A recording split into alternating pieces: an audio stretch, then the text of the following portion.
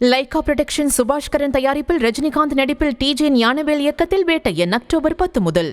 வான்படையினர் நடத்திய சாகச நிகழ்வு சோகத்தில் முடிந்திருக்கிறது.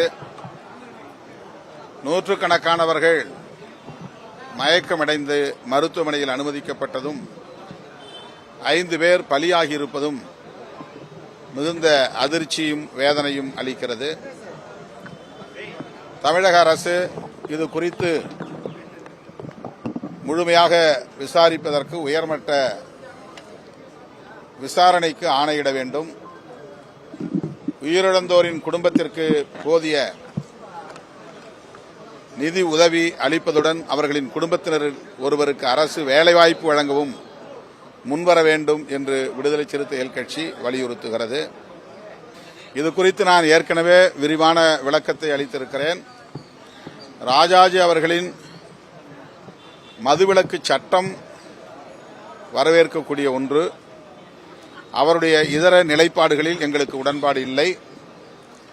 குலக்கல்வி திட்டமாக இருக்கட்டும், சனாதனத்தின் மீதுள்ள அவருடைய நம்பிக்கையாக இருக்கட்டும், அதை நாங்கள் ஒருபோதும் ஏற்றுக்கொண்டதும் இல்லை, பாராட்டியதும் இல்லை.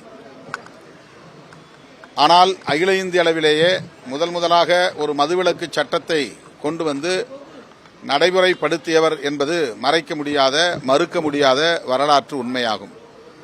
அந்த வகையில் மது ஒழிப்பு மகளிர் மாநாட்டை நடத்திய விடுதலை சிறுத்தைகள் கட்சி அவரை அந்த களத்தில் அடையாளப்படுத்தினோம், அவ்வளவுதான். இதனை சிலர் ஊதி பெருக்கி விடுதலை சிறுத்தைகளுக்கு எதிரான எதிர்மறை விமர்சனங்களை செய்கிறார்கள். இது வழக்கமான ஒன்றுதான். அதை நாங்கள் பொருட்படுத்தவில்லை. லைகா புரொடக்ஷன் சுபாஷ்கரன் தயாரிப்பில் ரஜினிகாந்த் நடிப்பில் டிஜே ஞானவேல் இயக்கத்தில் வேட்டையன் அக்டோபர் 10 முதல். செய்திகளை உடனுக்குடனும் துல்லியமாகவும் தெரிந்து கொள்ள சப்ஸ்கிரைப் பண்ணுங்க.